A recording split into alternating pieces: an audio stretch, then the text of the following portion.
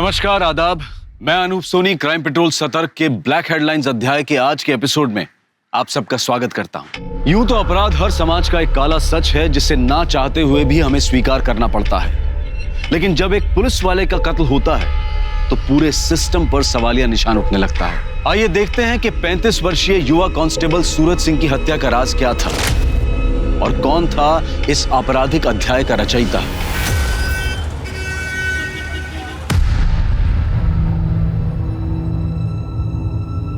Constable Suraj Singh! क्या कर रही है तू? हाँ? बाहर निकल। क्या ड्रामा कर रही है तू? पुलिस स्टेशन है, तेरा मायका नहीं है। इज्जत है मेरी यहाँ पे। इज्जत का ख्याल होता ना तो बीवी बच्ची होने के बावजूद अपने से 16 साल छोटी लड़की के साथ ना यूं मुंह काला नहीं करवाते। चुप निकल यहाँ से, मुंह तोड़ दूंगा तेरा। हे, तू पुलिस वाला होगा लेकिन मैं तुझसे डरती नहीं हूँ, समझा? ये बता 3 रात से कहाँ था? कौन होती है तू पूछने वाली? मार दूं तेरा मैं। औरत है, औरत बन के रह। चल निकल यहाँ से। दिखाती हूँ तुझे औरत की ताकत। अब सीधा फैमिली कोर्ट में मिलना तारीख वाले दिन। आरोही को मैं साथ लेकर जा रही हूँ। अब से हम माँ बेटी का तुमसे रिश्ता खत्म, समझे? चलो।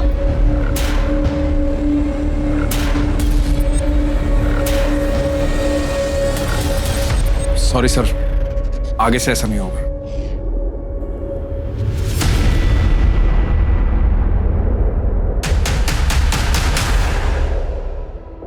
सर यही कारण है मैं सूरज को अपनी टीम में नहीं रखता। बिल्कुल ईमानदार नहीं है। घड़ी देखी थी उसकी, कितनी महंगी थी। सर नकली है। महंगी घड़ी की नकल भी 4 से 5 हजार की आती है। कितनी भी कीमती चीज हो तुम्हारे पास, तुम्हारा अगर परिवार तुम्हारे साथ नहीं है तो सब बेकार। अगर थाने में रह के कोई गड़बड़ करेगा तो लंबा सस्पेंड होगा। वो चौधरी मर्डर केस के बारे में कुछ पता चला क्या? सर खबरियों को काम पे लगा दिया है, देखते हैं क्या। Hello, sector 32 police station. अच्छा, एड्रेस बताइए।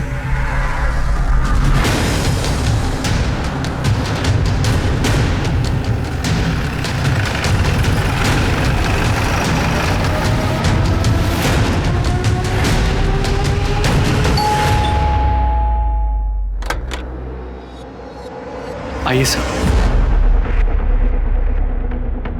सर हमारी 7 साल की बेटी ईशा घर पर नहीं है। जैसा कि मैंने आपको फोन पे बताया था, हमने उसके दोस्तों से आस पड़ोस में सब जगह पता कर लिया सर, पर वो कहीं नहीं मिली। आपकी मेड का है जिसके बारे में आपने बताया था? ये इसी की लापरवाही का नतीजा है। ये मैडम खुद तो सो रही थी, अब पता नहीं मेरी बेटी कहाँ चली गई, किसके साथ चली गई, कौन लेके गया उसको। कहाँ पर है बच्ची? कौन आया था घर पे? साहब मुझे कुछ नहीं पता। मैं तो 2:30 बजे रोज की तरह उसको स्कूल से लेके आई। ईशा बेबी, पहले खाना खा लो, पहले खाना खाओ, मुंह खोलो। आंखें बंद कीजिए ईशा बेबी, तब तो नींद आएगी। खाना खिलाकर 3 बजे तक बेडरूम में सुला के दिया था और खुद रोज की तरह किचन में सो गई। मेरी जब 5 बजे आँख खुली ना तो मैं उसको ट्यूशन के लिए उठाने के लिए गई रूम में। ईशा तो वो नहीं थी वहां पे। ईशा बेबी, मैंने तुरंत साहब और मैडम को फोन किया। ईशा बेबी। बच्ची कभी खुद से भी बाहर निकलती थी? बताओ नीलू। एक मिनट। नहीं सर। घर में कुछ अटपटा लगा, जैसे दरवाजा खुला हो या सामान बिखरा पड़ा हो? नहीं। घर में इसके अलावा और कोई भी एंट्री है? नहीं सर। घर की चाबी किस किस के पास है?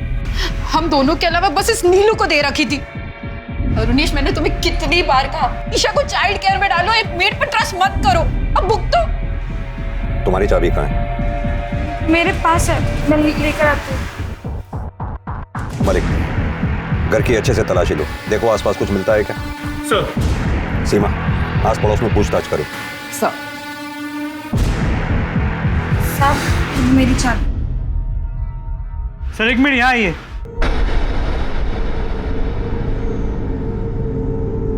ये देखिए, सीसीटीवी कैमरा टूटा हुआ मिला, लगता है किसी ने बाहर से तोड़ दिया।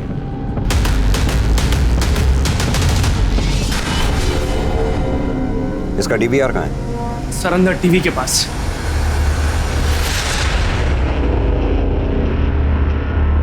2:30 बजे नीलू ईशा को लेकर घर में घुसी। ये क्या? 3:12 पे सीसीटीवी डैमेज हो गया। इसका मतलब ईशा खुद घर से बाहर नहीं गई है, उसे किडनैप किया गया है।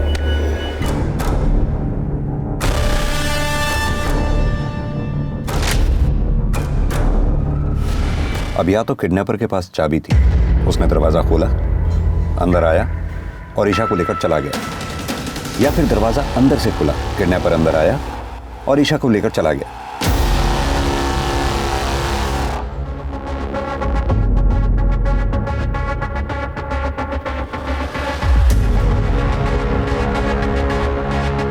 ये देखो, लगता है कैमरा किसी ने बाहर से तोड़ा। सर अंदर से भी तोड़ा जा सकता है। नहीं, अंदर से तोड़ता तो उसका हाथ या चेहरा इसमें दिखाई देता। सर एक मिनट, सर यहाँ ये देखिए, यहाँ से भी तो तोड़ा जा सकता है। सर पड़ोसी से कुछ खास नहीं पता चला है। दोपहर का समय था तो सब लोग सो रहे थे। इनकी मेड को साथ ले लो। सर आप लोग प्लीज थाने आके ईशा की मिसिंग कंप्लेंट लिखवा दीजिए। आपके सिग्नेचर्स चाहिए होंगे। जी सर। मुझे नहीं पता कहाँ है ईशा बेबी। सर मैडम मुझे नहीं पता ईशा बेबी कहाँ है। मैं क्यों झूठ बोलूंगी? सर ये ईशा की फोटो है। सर मेरी बच्ची को कुछ होगा तो नहीं ना? आप चिंता मत कीजिए, आपकी बच्ची को हम जल्द से जल्द ढूंढ निकालेंगे। और वैसे भी आप दोनों के फोन हमने सर्वेलेंस पे डाल दिए। रैंसम के लिए जैसे ही कोई कॉल आएगा फौरन हमें पता चल जाएगा। अभी आप लोग घर जाइए।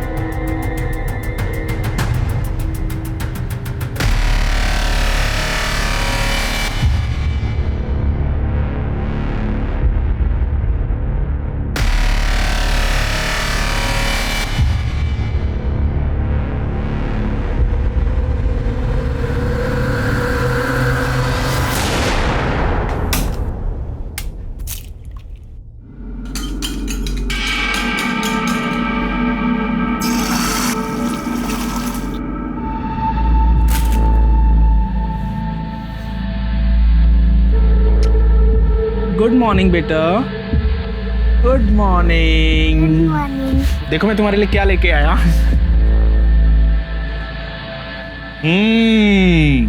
Wow, bread omelette. मम्मी तो अंडा खाने ही नहीं देती है। आप रुको, मैं अभी ब्रश करके आती हूँ। अरे रुको, शेर का बच्चा कब ब्रश करता है? चलो खा लो, ब्रश तो रोज ही होता है ना। यम्मी।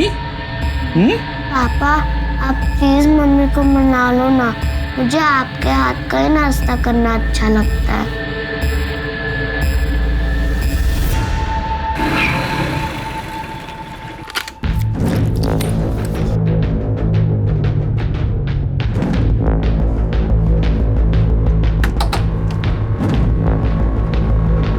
आगे बेटा, सब इंतजाम कर रखा है तेरे लिए, आजा।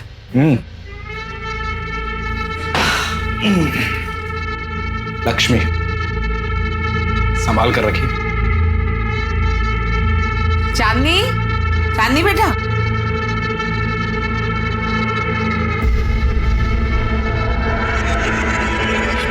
अरे आज जीजा जी आए हैं, खातिर कर उनकी।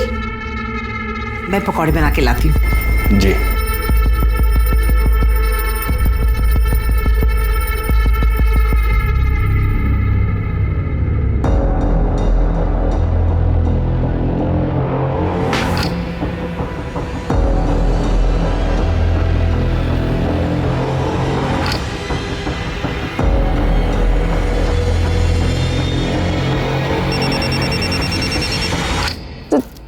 जीजू, दीदी का फोन आ रहा है।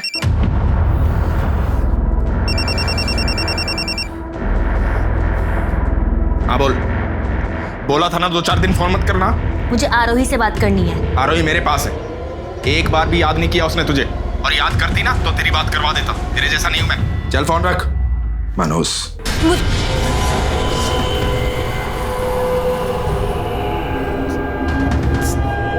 जीजू आज नहीं, प्लीज जीजू।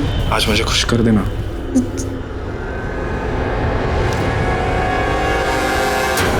ये ईशा किडनैपिंग केस के बारे में कोई नया अपडेट?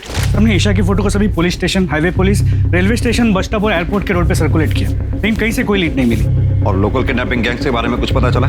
सर मैंने खबरियों से इन्फॉर्मेशन निकाली। ईशा के केस में किसी लोकल किडनैपिंग गैंग का हाथ नहीं है। सर ये रही ईशा की मेड नीलू के कॉल रिकॉर्ड्स। वो ईशा के घर के अलावा उसके घर के पास ही 2 और बंगलों में काम करती है और उसकी बातचीत उन घरों के मालकिनों से है और उसके अलावा उसके मामा के साथ है जिसके साथ वो रहती है। सर बस ये एक नंबर है जिसपे उसकी दोपहर और देर रात लंबी लंबी बातें करती है। किसका नंबर है? शंकर पांडे, बगल के बंगले में सिक्योरिटी गार्ड है। मैं मिली थी उससे, थाने बुलाया। सर मैंने ठाकुर हाउस के पहले की सीसीटीवी फुटेज चेक की है। इस आदमी को देखिए सर यही तो है शंकर पांडे। देखो नीलू, शंकर ने हमें सब सच बता दिया।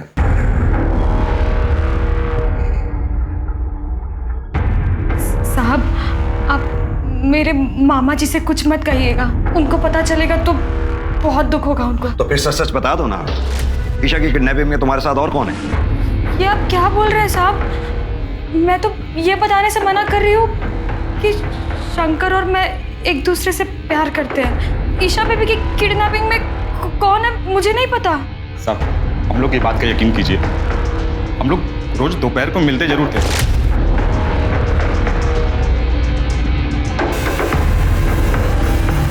पर कल नहीं मिले थे। हम लोग गांव वाले साहब, हम लोग कहाँ किडनैपिंग करने जाएंगे? हम लोग कुछ नहीं किए।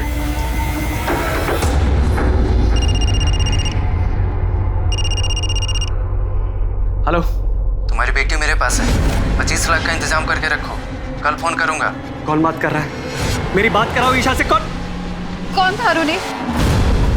ये नंबर नोट करो जल्दी। हेलो सर अभी अभी ईशा के पिता अरुणेश ठाकुर को इस नंबर से फिरौती के लिए कॉल आया था। कॉलर कौन है? लोकेशन क्या है? कुछ पता चला उसके बारे में? सब्जी मंडी सेक्टर नंबर 23। कार किसी महेंद्र तोमर के नाम पर रजिस्टर्ड है। मैंने बात की उससे, वो सब्जी वाला है। किसी ने उसके फोन से रैंसम कॉल किया था। सीमा फौरन एक काम करो, इस सब्जी वाले से कांटेक्ट करो, उसको क्रॉस वेरीफाई करो ये झूठ बोल रहा है या सच। क्विक। सर अगर ये मान ले कि ये किडनैपिंग नीलू और शंकर की साठगांठ से हुई, फिर भी बच्ची को कहीं तो रखा होगा। ये शंकर का घर और नीलू के मामा का घर, इन दोनों के घरों की तलाशी लो। और हाँ, 17 सितंबर को ठाकुर फैमिली जिस कॉलोनी में रहती है उस कॉलोनी के सामने से जितनी भी गाड़ियां गुजरी हैं, उस कॉलोनी के चारों तरफ जितने भी सीसीटीवी कैमराज हैं, उन सीसीटीवी कैमराज में उन गाड़ियों की फुटेज चेक करो। ईशा को किडनैपर पैदल तो लेकर गया नहीं होगा, जरूर वो किसी गाड़ी में लेके गया होगा। लेकिन सर वो तो बहुत ही बिजी एरिया है, 1400-1500 गाड़ियां गुजरी हैं। जितनी भी गाड़ियां हो सबके ओनर्स के बारे में पता करो। क्या पता किसी गाड़ी का मालिक ठाकुर फैमिली से कनेक्टेड हो। सर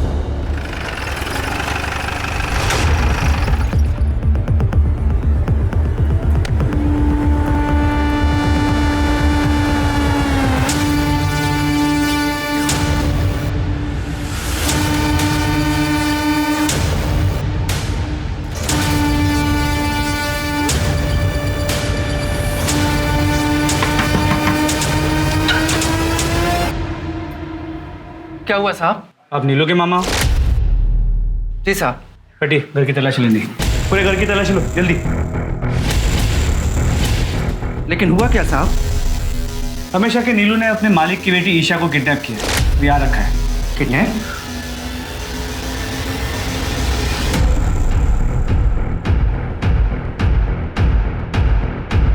सर बच्ची नहीं मिली। सर हमने शंकर और नीलू के मामा हरिहर के घर पे अच्छे से तलाशी ली, लेकिन कहीं भी ईशा के होने के कोई साइंस नहीं मिले। ठीक है।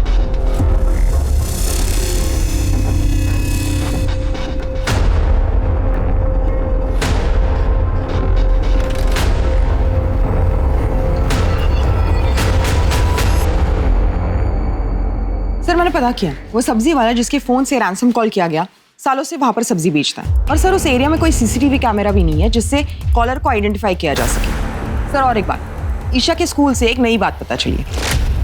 क्या? वो अडॉप्टेड थी। सर हम दोनों एक वर्किंग कपल हैं। मेरा न्यूट्रिशन और सप्लीमेंट्स का काम है, बहुत ट्रैवल करना पड़ता है मुझे। और रूपम ब्यूटिशियंस और मेकअप आर्टिस्ट को ट्रेनिंग देती है, इसीलिए हमने एक बच्चा अडॉप्ट करने के लिए सोचा था। और सर हम उसको बहुत अच्छी परवरिश दे रहे थे।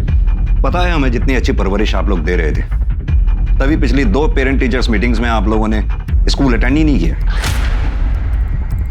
पर आजकल अक्सर माँ बाप से पीटीएम छूट जाता है, ऐसे में हम कैसे अपनी बच्ची के गुनहगार हो गए? 17 सितंबर को दोपहर 2:30 बजे से 4:30 बजे के बीच में आप दोनों कहाँ पर थे? सर मैं अपने ऑफिस में था, सेक्टर 29 पे। और आप? सर मुझे याद नहीं है, मैं शायद सेक्टर 29 या 30 वाले सैलून के ब्रांच में रही होंगी। सर आप समझ भी नहीं पाएंगे इस समय हम किस चीज से गुजर रहे हैं। मैं जानता हूँ कि आप हमारी मदद करना चाहते हैं, पर कम से कम इस तरह के आरोप लगाकर हमें ट्रॉमेटाइज तो मत कीजिए ना।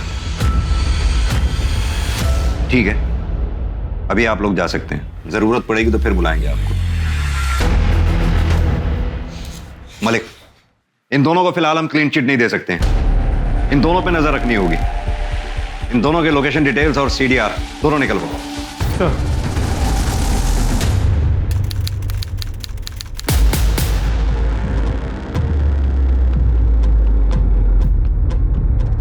मैडम मुझे बड़े साहब से मिलना है। साहब मेरा पति कांस्टेबल सूरज सिंह मेरी बेटी आरोही को लेकर कहीं चला गया है और अभी उसका फोन भी बंद आ रहा है। सर सूरज सिंह तो 3-4 दिन से ड्यूटी पे भी नहीं आया। साहब मुझे मेरी बेटी की बहुत चिंता हो रही है साहब। आप घबराइए नहीं, शांति रखिए, हम दोनों को जल्द से जल्द ढूंढने की कोशिश करते हैं। पुलिस पर पहले से ही 7 साल की ईशा को ढूंढने का प्रेशर था और अब इसके बाद कांस्टेबल सूरज सिंह के अपनी 7 साल की बेटी आरोही के साथ गुम हो जाने से पुलिस की परेशानियां और बढ़ गई थी। ईशा को ढूंढने के लिए फरीदाबाद पुलिस ने अपनी पूरी ताकत झोंक दी। सारे सस्पेक्ट्स नीलू, शंकर पांडे, ईशा के माँ बाप अरुणेश और रूपम ठाकुर पर नजर रखने के बावजूद पुलिस के हाथ कोई सुराग नहीं लगा। पुलिस की एक टीम वारदात के दिन ठाकुर बंगलों के सामने से गुजरने वाली हर गाड़ी की पहचान करके उनके मालिकों से पूछताछ कर रही थी और ठाकुर परिवार के साथ उनका संबंध ढूंढने की कोशिश कर रही थी, लेकिन गाड़ियों की संख्या इतनी ज्यादा थी कि बहुत समय लग रहा था। इधर पुलिस को एक तालाब के पास सूरज के कपड़े, उसकी बाइक और एक दूसरे स्पॉट पर उसका मोबाइल फोन और सिम कार्ड मिल गया। और फिर दूसरे दिन एक ऐसी खबर आई जिससे फरीदाबाद पुलिस के होश उड़ गए।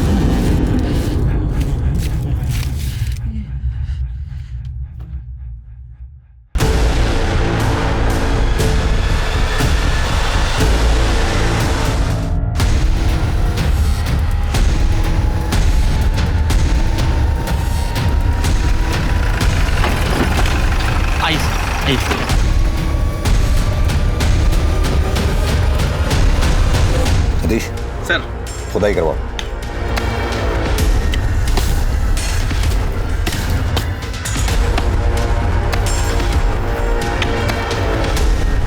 रुको रुको रुको रुको रुको, आराम से धीरे धीरे मिट्टी हटा के निकालो बाहर। तो फिर सूरज की बेटी आरोही कहाँ है? आरोही का ईशा की किडनैपिंग से क्या लेना देना है? क्या आरोही भी किडनैप्ड है? सर ये केस अचानक से बहुत ही पेचीदा हो गया। हाँ तो पेचीदा हो गया, कोई बात नहीं, लेकिन इस केस की हर एक परत को हमें खोलना होगा। पहला, ईशा और सूरज सिंह एक दूसरे से कैसे मिले, इन दोनों को किसने मारा? तीसरा, सूरज की बेटी आरोही कहाँ गायब है? सर मैं नूरो फैमिली इसको फिर से पूछताछ के लिए बुलाता हूँ, शायद इस पूछताछ में कुछ जवाब उनके सिरे मिल जाए। हाँ, और साथ में ये अरुणेश, रूपम, सूरज, अनीशा, नीलू, शंकर पांडे, इन सब के कॉल रिकॉर्ड्स को क्रॉस वेरीफाई करो। जी सर। सूरज को तो उसके किए की सजा मिली। क्या किए की सजा मिली सूरज सिंह को? सूरज मुझसे रिश्ता तोड़कर मेरी बुआ की बेटी चांदनी के साथ अय्याशी कर रहा था। सूरज! थप्पड़ क्यों मारा? गनीमत है थप्पड़ मारा, जान से नहीं मारा। और तुझे तो मैं आज ही बुआ के घर छोड़ के आऊंगी। तेरा भला सोचा फुफेरी बहन है, घर के पास कॉलेज आने जाने में सुविधा होगी, और तू मेरे पति के साथ चल चल। अनीशा मेरी बात सुनो। मुझे तुमसे कोई बात नहीं करनी है। पता नहीं कब से चल रहा है ये सब। तू चल चल तू। उसके बाद मैं मायके चली गई, लेकिन मैं कुछ दिनों में वापस आ गई थी। मुझे लगा वो सुधर जाएगा, लेकिन साहब वो 3-3, 4-4 रातों तक वापस नहीं आता था और बोलता था कि मैं नाइट ड्यूटी पे हूँ और यहाँ मेरे बुआ के घर चांदनी के साथ पड़ा रहता था। तुम्हारी बुआ इस बारे में कुछ नहीं बोलती थी? सर पुलिस वाले को कौन क्या बोलेगा, और सूरज तो हर किसी को हरी पत्ती दिखाकर खरीद लेता था। हमने सुना है तुमने कांस्टेबल सूरज के खिलाफ दहेज मांगने का आरोप लगाकर तलाक की याचिका दायर की। हाँ तो उसने भी मुझ पर घर पे चोरी करने का इल्जाम लगाया था। साहब जिस दिन मैं थाने आई थी सूरज को ढूंढने, ये बता 3 रात से कहाँ था? कौन होती है तू पूछने वाली? तब मैंने उसकी आंखों में देखा था, उसको बिल्कुल भी शर्म नहीं थी। मैं समझ गई थी कि सूरज के साथ मेरी जीवन रेखा यहीं समाप्त होती है। और इसीलिए तुमने सूरज सिंह की जीवन रेखा समाप्त कर दी। बड़ी सोची समझी साजिश के तहत तुमने अपनी बेटी आरोही को कहीं छुपा रखा। जरूर तुमने सूरज सिंह को ईशा के साथ दुष्कर्म करते हुए देख लिया होगा। उसी गुस्से में आकर तुमने सूरज सिंह को मार डाला। सूरज सिंह की हत्या करते वक्त तुम्हें ईशा ने देख लिया। कहीं तुम्हारा भांडा ना फूट जाए इसलिए तुमने ईशा की भी हत्या कर दी। और इतना ही नहीं, ईशा को तुमने इतनी बेरहमी से मारा कि उसका चेहरा तक कुचल डाला, ताकि लोगों को पता ही ना चल सके कि वो लाश आरोही की है या फिर ईशा की। सर आप ये क्या कह रहे हैं सर? मैंने ऐसा कुछ भी नहीं किया है। आप प्लीज मेरी आरोही को ढूंढ दीजिए, मुझे उसकी बहुत फिक्र हो रही है, प्लीज सर। तुम अपनी बेटी आरोही से आखिरी बार कब मिली थी? 18 तारीख को, जब सूरज मेरे मायके आया था उसे लेने। कैसा है मेरा बेटा? पापा आपके लिए क्या लेके आए? ये देखो। थैंक यू मेरे प्यारे पापा। मेरा प्यारा बेटा। कहाँ लेकर जा रहे हो? क्यों? बाप हो इसका, कहीं भी लेके जाऊं। ठीक है ले जाओ, लेकिन जल्दी वापस छोड़ देना, क्योंकि मैं उस घर में वापस नहीं आऊंगी। चला बेटा। सीमा, इनकी बेटी की फोटोग्राफ्स और डिटेल ले लो। सर चलिए।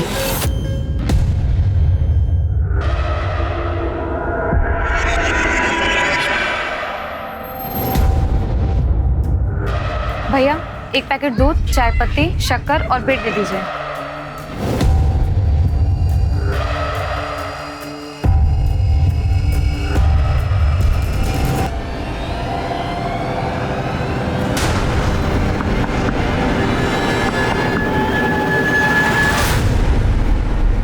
सर पॉसिबिलिटी है कि सूरज सिंह ने चांदनी के साथ मिलकर ईशा को किडनैप किया। सूरज और चांदनी के बीच रैंसम मनी को लेकर कहा सुनी हुई। सूरज ने रैंसम का तो प्लान ड्रॉप कर दिया, लेकिन ईशा के साथ दुष्कर्म किया। चांदनी ने गुस्से में आके सूरज के साथ साथ ईशा को भी मार दिया। सर फिर तो ये भी हो सकता है कि चांदनी ने आरोही को किडनैप कर रखा हो। होने को तो कुछ भी हो सकता है। मलिक, ये चांदनी के घर की तलाशी लो। इसे थाने इंटरोगेशन के लिए बुलाओ। सर ये नीलू और शंकर का क्या करना है? नीलू और शंकर के रिश्तेदारों को बोलो कोर्ट जाकर इन दोनों की बेल करवाएं। सर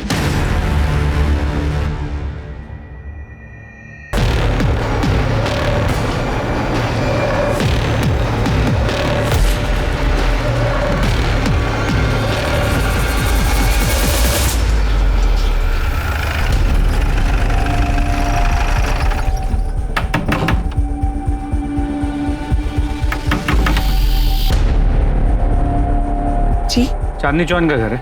मेरी बेटी है वो। चांदनी का है, बुलाइए उसे। सब चांदनी को तो दिल्ली गए हुए 7 दिन हो गए। घर की तलाशी लो। लेकिन हुआ क्या है साहब? तुम कौन हो? मैं श्रवण, चांदनी दीदी मेरी बड़ी बहन है। अपनी बहन को फोन लगाओ। स्पीकर पर लगाओ।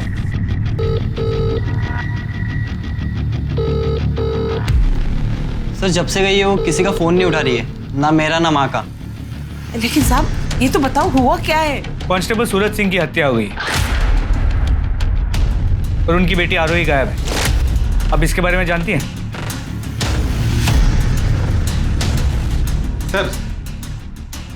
सर अंदर बच्ची तो नहीं मिली, पर ये मिला। कितने पैसे? कहाँ से? साहब वो सूरज ने मुझे दिए थे संभाल कर रखने के लिए। लक्ष्मी, संभाल कर रखिए। तेरी माँ सच बोल रही? मुझे नहीं मालूम। ठीक है, मालूम कर दे। ले चलो थाने में। एक पुलिस वाले की बहन होकर इतनी नासमझी आप कैसे कर सकती हैं? एक तो सूरज सिंह की हत्या की खबर आ गई और ऊपर से हम इस बात से परेशान थे कि आरोही के साथ भी कहीं ईशा की तरह कोई अनहोनी ना हो गई। सर सूरज ने मुझे कसम दी थी, इसलिए मैं मजबूर हो गई थी। शीतल, आरोही को अपने पास रखना और कुछ भी खाने पीने का मांगे तो इसे दे देना। और हाँ, अनीशा का फोन मत उठा, उसे पता नहीं लगना चाहिए कि आरोही तुम्हारे पास है। ऐसा हुआ तो मेरा मरा मुंह देखोगी। 2-4 दिन अपनी बेटी से दूर रहेगी ना, तो पता लगेगा उसे औलाद से दूर रहने का दर्द क्या होता है। इसीलिए अनीशा का जब फोन आया तो मैंने उसे नहीं बताया कि आरोही मेरे पास है। हमारी आखिरी बार अपने भाई सूरज सिंह से कब बात हुई थी? सर 19 तारीख को शाम 4 बजे। अनीशा ने हमारी जिंदगी बर्बाद कर दी है। मुझे तो पूरा यकीन है कि सूरज को भी उसी ने मरवाया होगा। पहले तो अपनी बहन को घर लेकर आ गई और फिर बोलने लगी कि सूरज की उसके साथ दोस्ती हो गई है। सब जानती हूँ मैं। तलाक देने के बहाने सूरज की प्रॉपर्टी हथियाना चाहती थी, इसीलिए तो उसने आरोही को हमसे दूर रखा था। आरोही, आरोही, आरोही।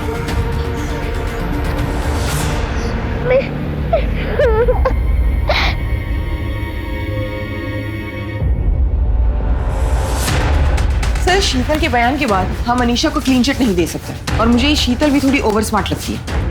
इस शीतल के कॉल डिटेल्स निकलवाओ। अपने आदमियों को बोलो कि अनीशा और शीतल दोनों पे नजर बना के रखें। सर मलिक, ये सूरज सिंह के लोकेशन रिकॉर्ड्स का क्या हुआ? सर कल तक आने के चांसेस है। एक बार सूरज के लोकेशन रिकॉर्ड्स आ जाए तो हमें सूरज के उस दिन का रूटीन का पता चल जाएगा और फिर हमारे लिए सूरज के कातिलों तक पहुंचना और आसान हो जाएगा।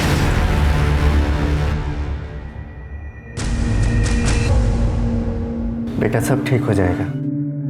कल से नए दिन की शुरुआत है। हिम्मत बनाए रखो।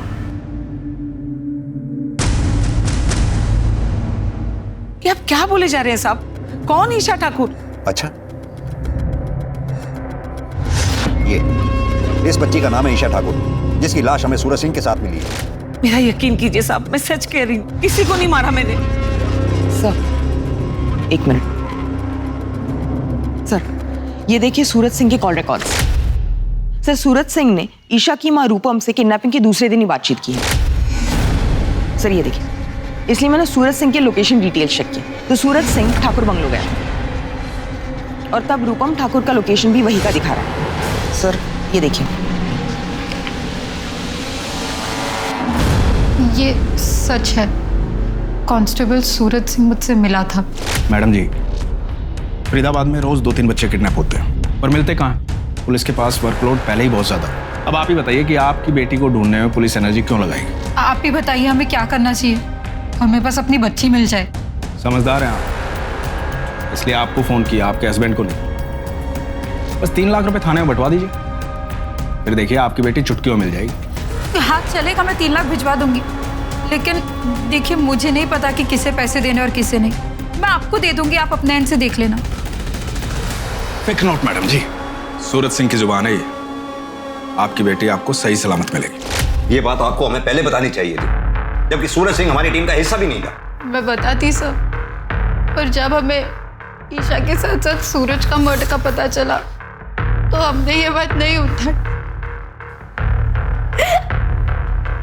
आप लोग अभी जा सकते हैं। सर अब तो क्लियरली है सूरज गुनहगार लग रहा है। उसे ईशा की किडनैपिंग का पता था, शायद उसी ने ईशा के साथ दुष्कर्म किया, किसी ने उसे देख लिया और उसे मार दिया।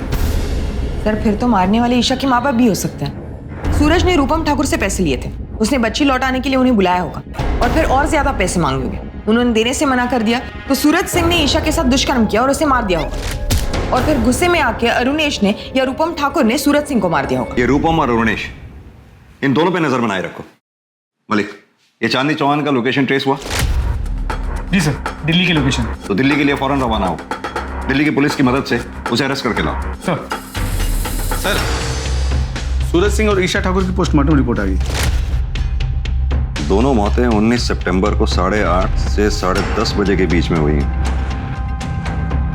पर ये सूरज सिंह के पेट में अल्कोहल की मात्रा बहुत ज्यादा पाई गई। कमाल की बात है सीमा, सूरज सिंह के सर पर हत्यारे ने 2 बार वार किया। पहली बार किसी भारी डंडे से। सर यानी कातिल ने सूरज सिंह को एक बार मारा, वो मरा नहीं तो दोबारा वार किया। सीमा, तुम्हारा शक सही था, ईशा के साथ दुष्कर्म हुआ। सर सीमेंट ट्रेसेस के बारे में कुछ मेंशन है? मैंने सूरज सिंह का जो डीएनए टेस्ट करवाया था वो ईशा के प्राइवेट पार्ट से मिले स्किन सेल के डीएनए से मैच नहीं करता। सर यहाँ पर तो अपनी पूरी की पूरी थ्योरी उल्टी पड़ती है, यानी कि सूरज सिंह ने ईशा के साथ दुष्कर्म नहीं किया, हो सकता है उसके किडनैपर साथी ने किया हो और फिर झगड़े में दोनों को मार दिया होगा। सीमा, अब हमें यह पता लगाना होगा कि ईशा का किडनैपर, रेपिस्ट, मर्डरर कौन था और उसका सूरज सिंह के साथ क्या कनेक्शन था। राइट सर, वो उन गाड़ियों के बारे में जो मैंने पता करने के लिए कहा था, जो ठाकुर कॉलोनी के घर के बाहर से उस दिन गुजरी थी, कुछ पता लगा उनके बारे में? सर काम चल रहा है, लेकिन अब तक जितने भी व्हीकल ओनर से बात हुई है उनका ठाकुर फैमिली से दूर दूर तक कोई लेना देना नहीं। बाकी जितने भी व्हीकल ओनर्स बचे हुए हैं उनकी भी जांच पड़ताल जारी रखो। सर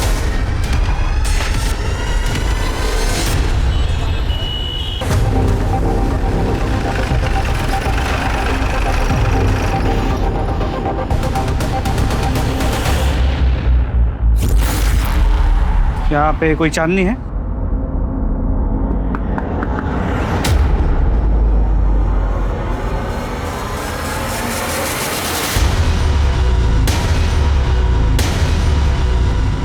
सर पुलिस वाले को मारना मजाक है क्या? हमने नहीं मारा सर, और सूरज सिंह के साथ मेरा कोई अफेयर नहीं था। मैं तो अपने बॉयफ्रेंड मुजीब के साथ खुश थी, वही जबरदस्ती मेरे पीछे पड़ा था। और इसीलिए तुमने सूरज सिंह को रास्ते से हटा दिया? नहीं सर, ऐसा कुछ नहीं है। ऐसा ही है। उस दिन ईशा ठाकुर सूरज सिंह के साथ थी। ईशा ठाकुर ने तुम दोनों को सूरज सिंह को मारते हुए देख लिया, इसलिए तुमने ईशा ठाकुर को मार दिया। और इतना ही नहीं, उसे मारने से पहले मुझे तुमने उसके साथ दुष्कर्म भी किया। सर ये सरासर झूठ है सर, क्या बोल रहे हो आप? आपके पास क्या सबूत है? सबूत है ना, ये लोकेशन रिकॉर्ड, जिससे साफ जाहिर होता है कि 19 सितंबर की रात को तुम तीनों यानी कि सूरज सिंह और तुम दोनों की लोकेशन एक ही जगह थी। बड़ी सोची समझी साजिश के तहत तुम लोगों ने सूरज सिंह को अपने घर खाने पे बुलाया, उसे दारू पिलाई। सूरज सिंह को जब ये पता लगा कि ईशा ठाकुर को किडनैप करके तुम लोगों ने घर में रखा हुआ है, तुम लोग उसी साजिश के तहत ईशा ठाकुर और सूरज सिंह को खेत पे ले गए, जहाँ ले जाकर दोनों को मार दिया। अरे सर आप तो बिल्कुल टीवी सीरियल जैसा बता रहे हो, इतना कुछ भी नहीं हुआ था। एग्जैक्टली क्या हुआ था वो मैं आपको बताती हूँ। उस दिन मेरा बर्थडे था। Happy birthday to you, happy birthday dear चांदनी।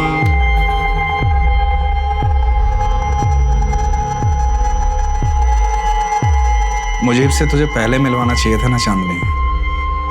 मैं दो प्यार करने वालों के बीच में नहीं आता। खुश रहो।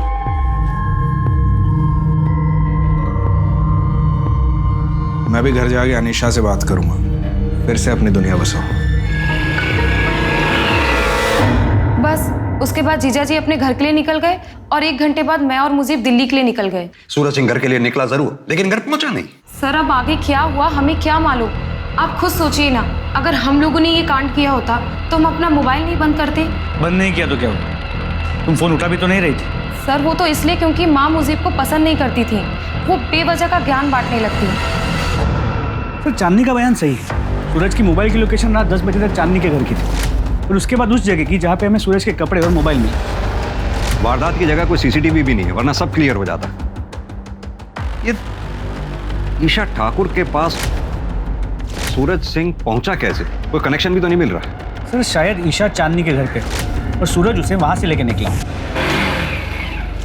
लेकिन मलिक ये बस एक थ्योरी है, हमारे पास कोई सॉलिड एविडेंस नहीं है। ये ईशा ठाकुर के केस में कौन कौन प्राइमरी सस्पेक्ट्स हैं? सर ईशा के माँ बाप रोनेश और रूपम ठाकुर, सिक्योरिटी गार्ड शंकर पांडे और मेड नीलू। लेकिन फिलहाल तो ये सब क्लियर दिख रहे हैं। सूरज सिंह के केस में सर सस्पेक्ट्स तो बहुत।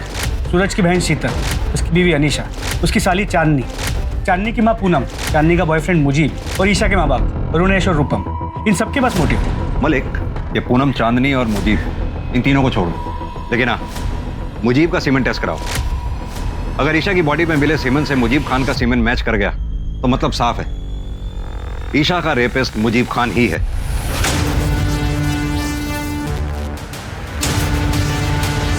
110 दिन बीत चुके थे, लेकिन ईशा के किडनैपर्स, रेपिस्ट और कातिल का कुछ पता नहीं चला था, और पुलिस ईशा और कांस्टेबल सूरज सिंह की लाश एक साथ एक जगह मिलने का कनेक्शन भी नहीं ढूंढ पाई थी। कांस्टेबल सूरज सिंह के कातिलों का भी कुछ पता नहीं चला था, और फिर एक मामूली से केस की कार्यवाही के दौरान पुलिस के हाथ एक ऐसा अहम सुराग लगा जिसने इस केस को परत दर परत खोल कर रख दिया। चलो उठो तुम सब, उठो।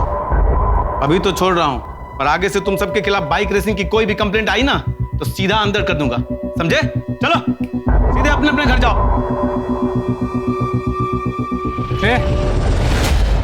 इधर आओ, तुम दोनों जाओ। चांदनी का भाई है ना, बाइक रेसिंग करता है। हाथ दिखा जरा, बहुत महंगी घड़ी पहनी है। SS, इसका मतलब है सूरज सिंह। क्यों घुमा रहा है इतना? ये घड़ी सूरज सिंह की है।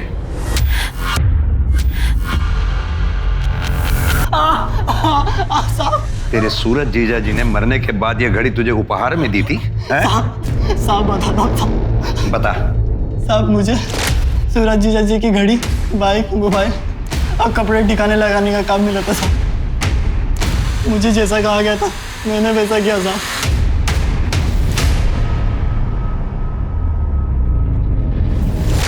सीधी तरह से बता, इस जुर्म में तेरा साथी कौन था? बोल। बहुत घुमाया तुम लोगों ने। अब सीधी तरह से यह बताओ कि सूरज सिंह को कैसे मारा, ईशा ठाकुर को किडनैप और रेप एंड मर्डर कैसे किया? कौन ईशा ठाकुर? सर ईशा को हमने आज तक देखा ही नहीं, तो कैसे किडनैप करेंगे और क्यों मारेंगे? तू तो पहले ही दिन से झूठ बोल रहा है। तेरी बात का यकीन करूं भी तो कैसे? सर ये सच कह रहा है। जहाँ तक सूरज का सवाल है, हमने उसे मारने की कोशिश जरूर की थी। जीजू, नदी किनारे चलें क्या? ठंडी हवा में थोड़े मजे भी ले लेंगे।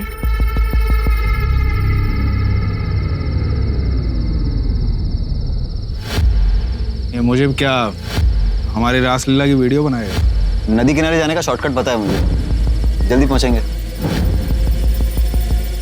फिर सर हम उसे नदी किनारे नहीं बल्कि जंगल लेकर गए। बाइक क्यों रोकी? कहाँ लेके आया जंगल में? जीजा जी, मैंने आपसे कितनी बार कहा कि मैं आपसे प्यार नहीं करती। मैं मुजीब से प्यार करती हूँ और ये मेरा बचपन का प्यार है और हम दोनों एक दूसरे से शादी करना चाहते हैं। जी सर। मजनू, मुझे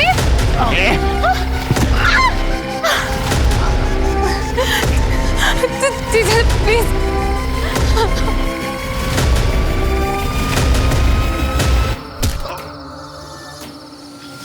ये तो मर गया। अच्छा वो मर गया, लेकिन इसके बॉडी का कुछ तो करना पड़ेगा ना। ये पुलिस वाला है, पकड़े जाएंगे हम। एक काम करते हैं, घर जाते हैं, फावड़ा लाते हैं, यहीं कहीं जंगल में गाड़ देते हैं इसको। लेकिन उससे पहले इसके घड़ी, कपड़े सब निकाल लेते हैं। मुझे पहले से ही लग रहा था कि कुछ ना कुछ गड़बड़ जरूर होगी, इसलिए मैंने हम तीनों के फोन घर पे ही छोड़ दिए थे। उसके बाद सर हम घर आए, सूरज के कपड़े, घड़ी, मोबाइल और बाइक श्रवण को दी और कहा कि उसे ठिकाने लगा दे। और फिर हम फावड़ा लेके जंगल गए।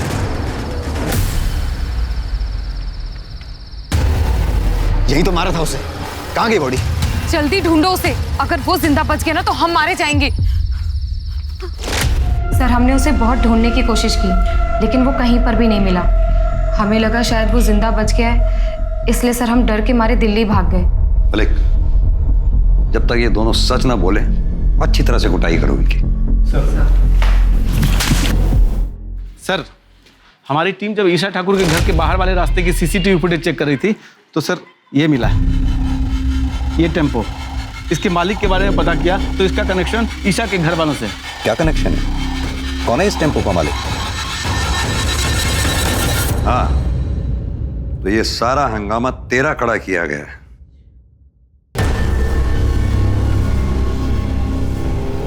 तेरे टेम्पू से हमें बाल मिले, जो डीएनए टेस्ट से साफ हो ही जाएगा कि वो बाल ईशा के हैं। तू सीधी तरह से ये बता कि तूने ईशा को किडनैप कैसे किया और मारा कैसे? बोल। बताता हूँ। नीलू जब भी घर पे आती थी उससे बताती थी कि उसका सेठ अच्छा आदमी है, बहुत अमीर है, उसकी एक बेटी है, वो अपनी बेटी के लिए कुछ भी कर सकता है। ये बात मेरे मन में बैठ गई थी साहब। मैंने एक नया टेम्पो लिया था, उसके पैसे भरने थे। मैंने ईशा को किडनैप करने का सोचा और बंगले पे नजर रखने लगा साहब। शंकर और नीलू के चक्कर का पता चल चुका था मुझे। मैंने सोचा उसी आड़ में किडनैप करूं। नीलू के पास एक चाबी होती थी, मैंने पहले ही घर पे साबुन पे चाबी का निशान ले लिया था साहब।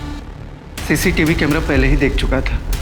मैं बड़ी होशियारी से घर में घुसा और डंडे से कैमरा तोड़ दिया, फिर चाबी से दरवाज़ा खोलकर अंदर घुस गया साहब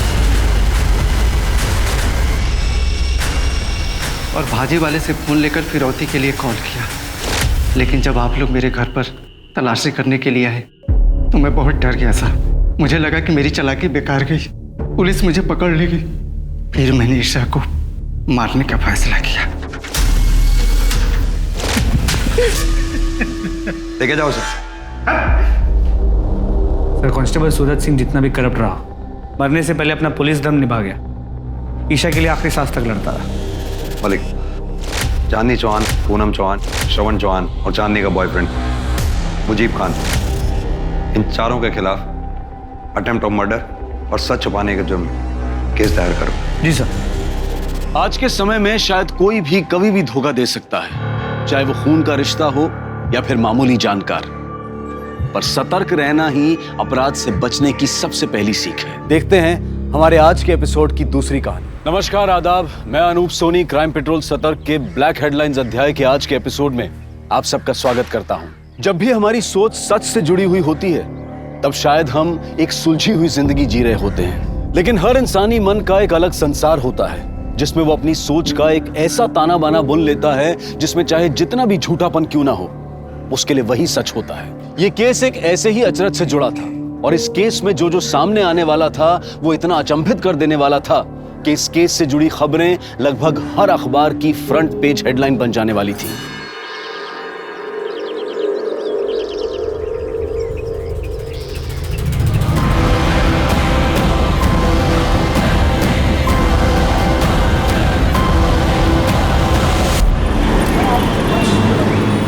रंजीता, मैं 3 महीने से उस ऐप पर काम कर रहा था। उस राठौड़ ने मेरी ऐप का क्रेडिट ले लिया और तुमने कुछ भी नहीं किया। श्रीधर, राठौड़ के आगे मेरी कोई कुछ सुनने वाला था क्या? और गलती तुम्हारी भी तो है।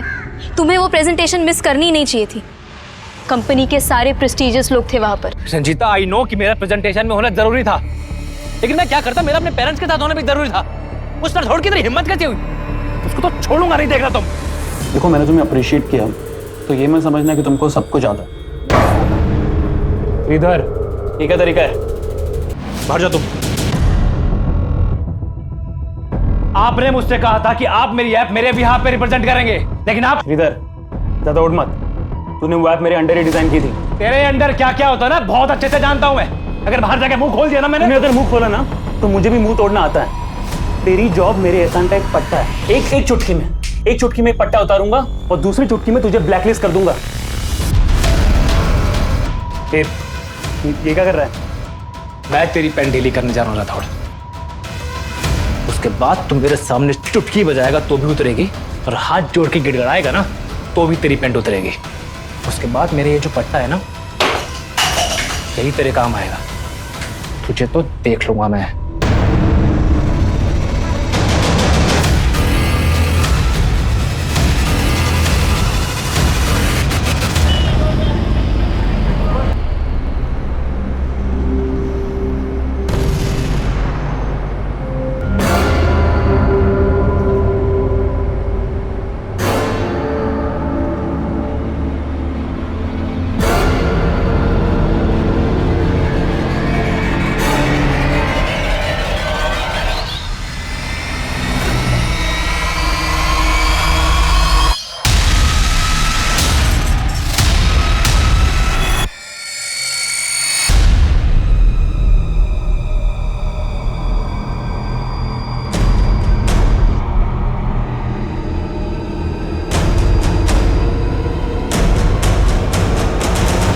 Cheers.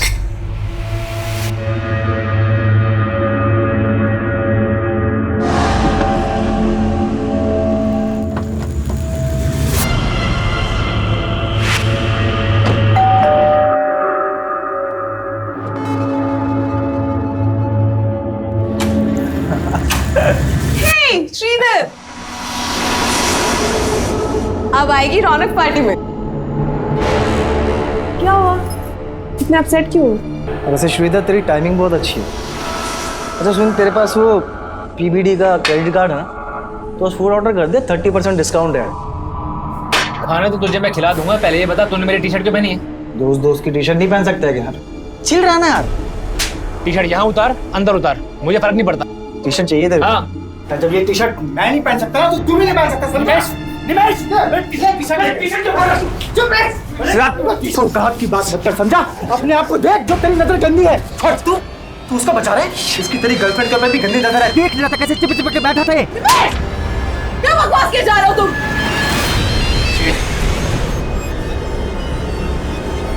ये लड़का फोन ही नहीं उठा रहा। पता नहीं क्या क्या चल रहा होगा इसके दिमाग में।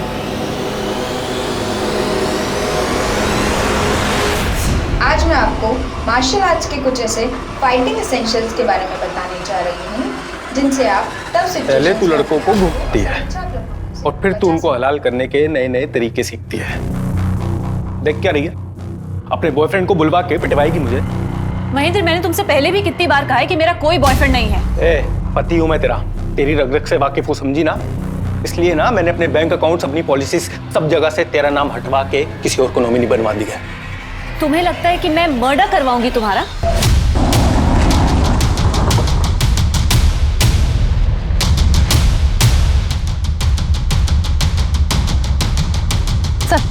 सर, इसी गाड़ी में लाश मिली है।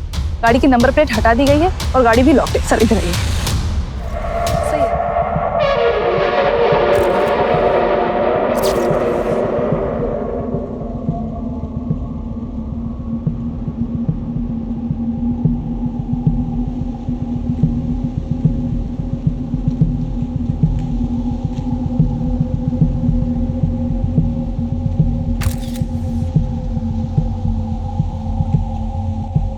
सर, गाड़ी में गाड़ी के पेपर्स नहीं है, सिर्फ गाड़ी के फर्श पे पानी की खाली बोतल पड़ी है। इस बंदी की ना तो कोई आईडी है, ना ही पर्स वगैरह है। किलर चाहता नहीं होगा कि विक्टिम की कोई आइडेंटिटी पता चले, इसीलिए पर्पसली गाड़ी के नंबर प्लेट भी हटा दी और गाड़ी में कुछ भी ऐसा नहीं छोड़ा है जिससे विक्टिम को लेकर कोई लीड मिल सके। और एक बात सर, जिस तरह से टेप और पॉलिथीन लपेट के इस बंदी का मर्डर किया गया, ऐसा लग रहा है कि किलर्स एक से ज्यादा होंगे। लाश की पहचान करना पुलिस के लिए मुश्किल नहीं था, लेकिन इस केस की गुत्थी सुलझाना बेहद मुश्किल था, क्योंकि इस अचंभित कर देने वाले क्राइम सीन को रचने वाला दिमाग पुलिस को घुमाने में खुद को माहिर समझता था। पर वो दिमाग था किसका, उसका मकसद क्या था, यह पता करना वाकई में चैलेंज था।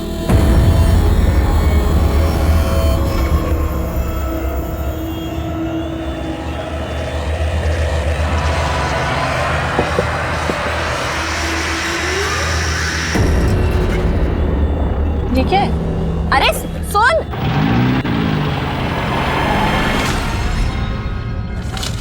इस पेन ड्राइव में मेरी मोहब्बत का पैगाम है, देख जरूर लेना।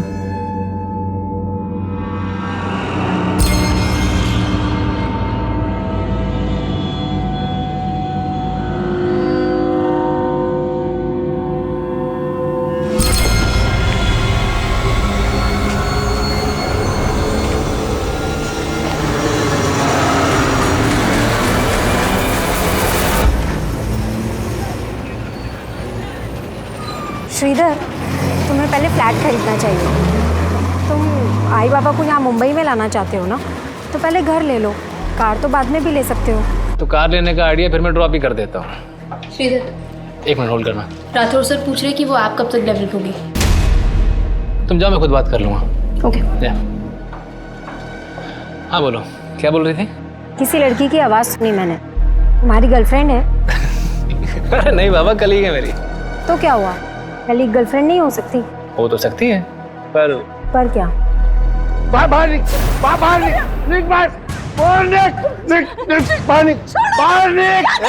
मैं तुम्हें बाद में कॉल करती हूँ। हेलो। मेरे जीवन में आई, मेरा जीवन बर्बाद करके रखा है तूने। बाबा, कम से कम इतना तो लिहाज रखिए कि बाहर दुनिया वालों के सामने हम लोग को तमाशा ना बने। अरे मेरा तमाशा तो वही दिन बन गया था जिस दिन ये तेरी बदसूरत माँ ये मेरी जिंदगी में आई। हाँ? और उसके बाद पैदा हुई तू। ये तुम दोनों के दोनों मेरे लिए पनौती। मेरा बस चले ना तो तुम दोनों को बाहर उठा के फेंक दूं। माँ, छोड़ क्यों नहीं देती है इन्हें? अभी मैं इतना कमा लेती हूँ कि तेरे को अच्छे से रख सकती हूँ। बेटा, तेरे बाबा जैसे है मेरे पति है। औरत का पति के बिना कुछ नहीं होता। पत्नी की भी कुछ इज्जत होती है माँ, और तेरी ये पतिव्रता की अंधभक्ति है ना, हमें ले डूबी।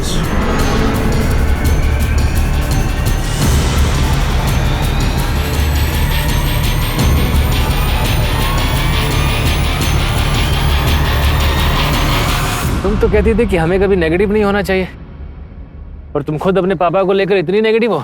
मेरे बाबा उस कैटेगरी में नहीं आते। उनका बस चले तो ना वो मेरी आई को जिंदा छोड़ेंगे और ना मुझे। फिर तो तुम्हें पुलिस के पास जाना चाहिए, इसे इतना लाइटली मत लो। तुम पुलिस के पास गए?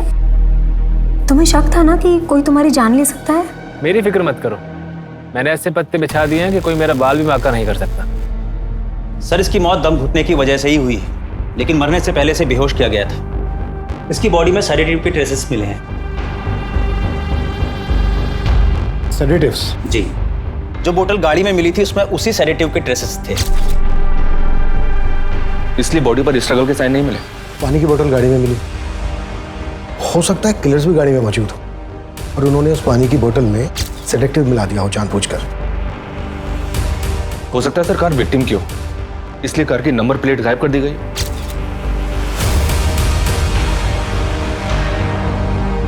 एक बात समझ में नहीं आ रही है, अगर किलर्स विक्टिम को बेहोश करके मारना चाहते थे तो फिर विक्टिम के हाथ में टेप से बांधे क्यों? Hello sir. हाँ बोलो। 33 नंबर से गाड़ी के ऑनर का पता चला है। ये गाड़ी किसी राजेश पई के नाम पर रजिस्टर्ड है। क्या विक्टिम ही राजेश पई है? जी नहीं सर, मैंने इसकी डिटेल्स निकलवाई है। ये राजेश पई कोई और है। राजेश भाई वो लड़का कौन है जिसकी लाश मिली है तेरी गाड़ी में? सर वो मेरी गाड़ी नहीं है, मैंने तो अपनी गाड़ी 1.5 महीने पहले श्रीधर को बेच दी थी। तो फिर ये लड़का कौन? सर यही तो वो लड़का है श्रीधर जिसको मैंने अपनी गाड़ी बेची थी।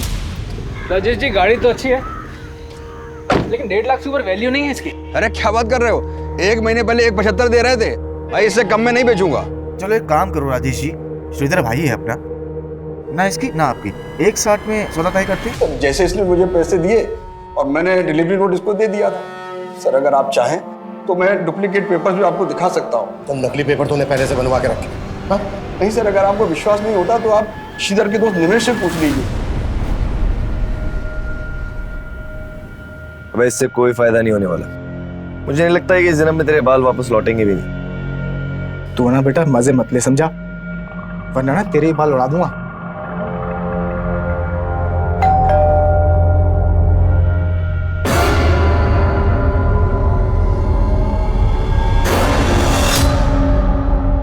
श्रीधर यहीं रहता था? जी सर। पर सर श्रीधर तो गांव गया हुआ है। गांव गया हुआ है? जी सर। लेकिन श्रीधर की लाश मिली है? लाश? जी सर ये बात सही है कि श्रीधर ने राजेश से गाड़ी खरीदी थी, लेकिन मैं सच में ही नहीं पता कि उसके साथ ये सब कैसे हो गया। तुम लोगों ने श्रीधर को आखिरी बार कब देखा था? 4 दिन पहले सर, जब वो गांव जाने के लिए निकल रहा था। अबे तू इतनी रात को कहाँ जा रहा है श्रीधर? घर जा रहा हूँ पेरेंट्स से मिलने के लिए।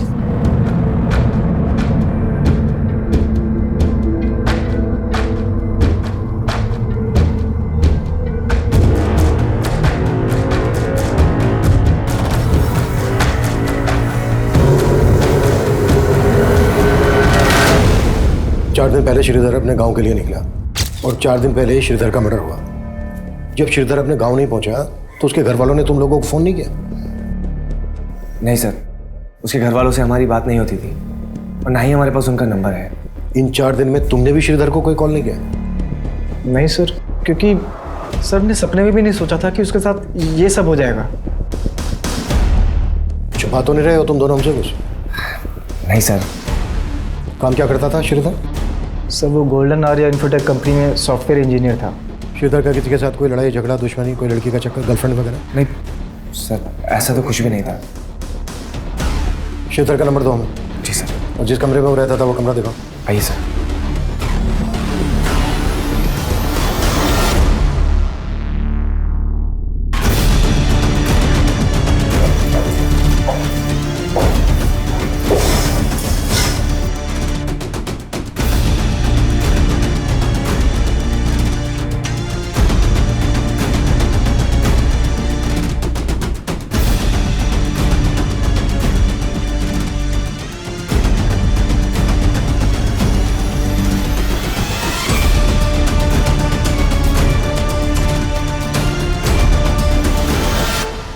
श्रीधर अपने गांव के लिए जा रहा था तो जाहिर सी बात अपने साथ कुछ सामान भी लेकर गया होगा। सर जब वो गया था उसके पास एक लैपटॉप बैग था।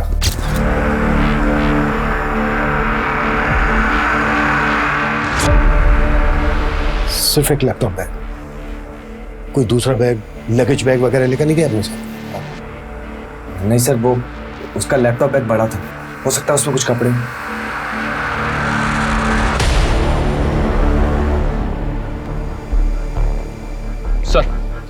मैंने श्रीधर का फोन सर्विलेंस पे डालने के लिए दिया तो पता चला कि उसका फोन अब भी एक्टिव है। पहल जारी है लेकिन कोई उठा नहीं रहा है। What? श्रीधर का फोन अभी भी एक्टिव है? जी सर। अब मैं हूँ इतना चार्मिंग, लड़कियां तो इम्प्रेस हो ही जाएंगी। पर शादी सोच समझ के करना। हाँ शादी भी हो जाएगी, पहले घर तो खरीद लूँ। अच्छा, कोई घर देखा तुमने? कहाँ, अभी कहाँ, अभी तो बस बजट ही बना रहा हूँ। 80 लाख का होम लोन मिल सकता है मुझे, लेकिन उसके लिए 10-15 लाख कैश तो हाथ में होना चाहिए ना। काश मैं तुम्हारी कोई मदद कर पाती। अरे पैसों की प्रॉब्लम नहीं है, एक बंदा है जो 10 लाख ब्याज पे दे रहा है, बस कैश को वाइड करने का जुगाड़ ढूंढना पड़ेगा। देखो, जो भी करोगे ना, अपने रूममेट से बच के करना। अरे मैंने तो अपने बॉस की हवाइयाँ उड़ा दी, फिर रूममेट्स तो मेरे आगे प्या दें। श्रीधर 1 मिनट। श्रीधर, आई के 20 मिस कॉल्स आए, पता नहीं आज बाबा ने क्या कर दिया होगा। मुझे अभी जाना होगा, मैं रखती हूँ।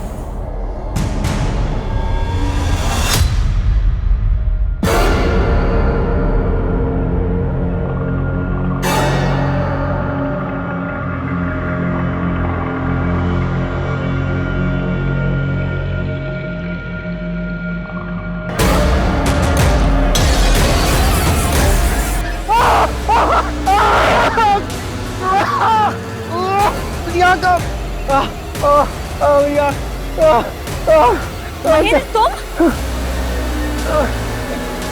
क्या कर दिया ये? आई, क्या हुआ? आई, तूने मुझे इतने फोन किए, मैंने फोन किया तो उठाया क्यों नहीं? तेरे पापा उस औरत को घर ले आए। क्या? तू चल मेरे साथ। बाबा, ये सब क्या चल रहा है? आज से तेरी दूसरी माँ है। चल पाए पड़, पाए पड़। क्या बोल रहे हो ये सब? क्यों? तू किसी की दूसरी औरत बनने को तैयार हो सकती है तो तेरी माँ दूसरी औरत नहीं बन सकती? ये कैसी बकवास वाली बातें कर रहे हो? ज्यादा चालाक मत बन, मैंने देखा है तेरे को वो आदमी के साथ।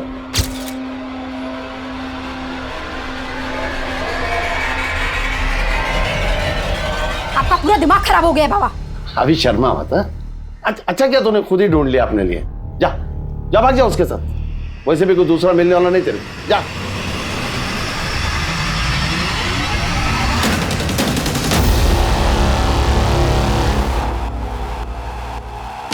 तो श्रीधर 3-4 दिन पहले तक ऑफिस आ रहा था, फिर अचानक से उसने लीव ले ली।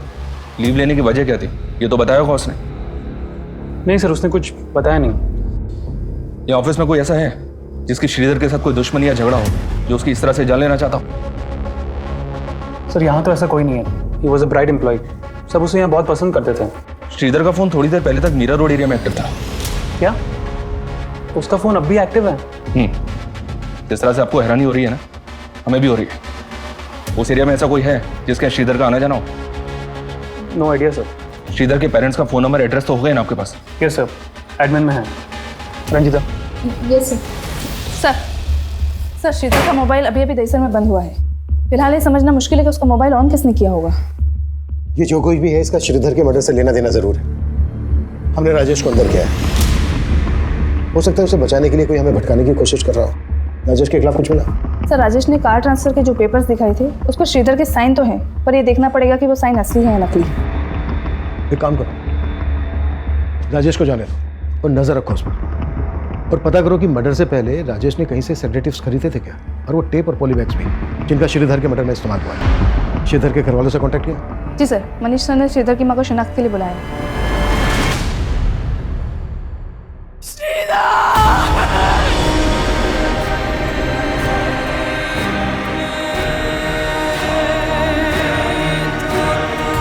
अम्मा, दिन रात काम करूंगा तभी तो यहाँ घर ले पाऊंगा। आपको और पापा को यहाँ भी तो लेकर आना।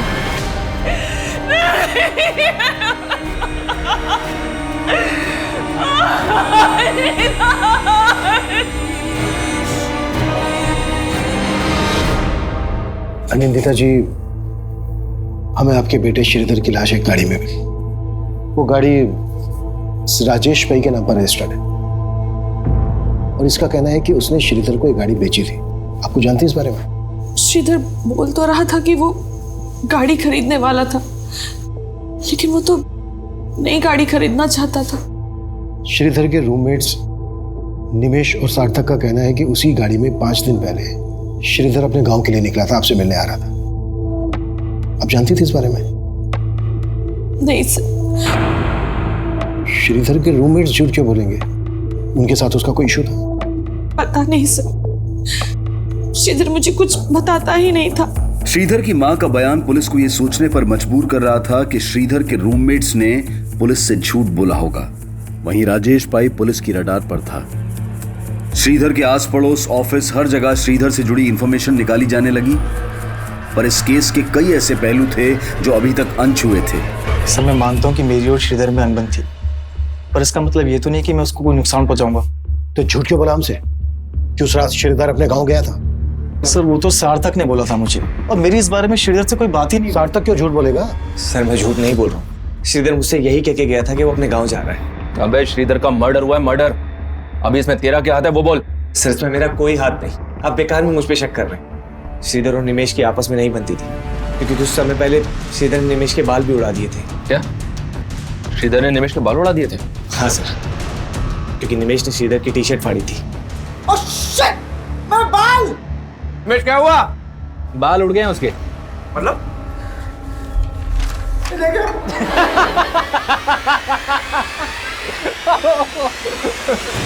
तूने मेरी टी शर्ट फाड़ी थी ना, इसलिए मैंने तेरे शैम्पू में हेयर रिमूवल मिला दिया था।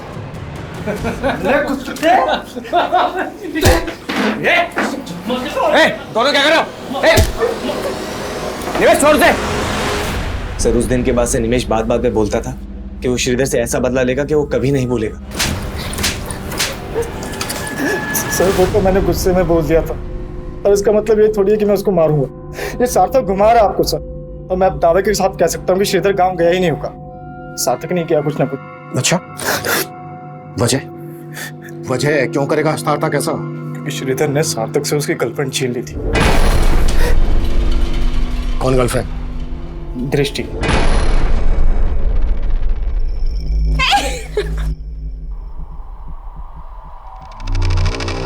वो सार्थक को डिच कर रही थी, और इसी बात से सार्थक श्रीधर से चिढ़ता था। सर दृष्टि बहुत ही फ्रैंक है, वो बस श्रीधर को सोते हुए देख के उसे डराने की कोशिश कर रही थी।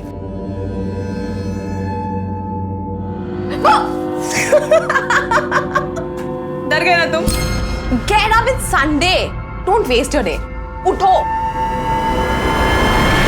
सर निमेश के दिमाग में कचरा भरा हुआ, वो मुझे हमेशा भड़काने की कोशिश करता था।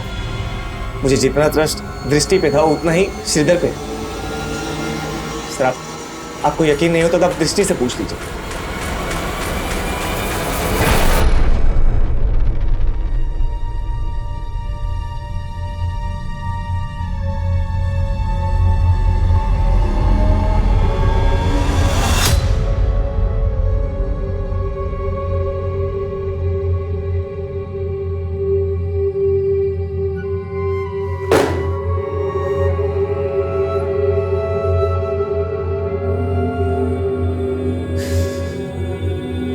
क्या जानना चाहते? क्या बताऊं मैं आपको? क्या बताऊं? चला गया हमें छोड़ के, वो चला गया।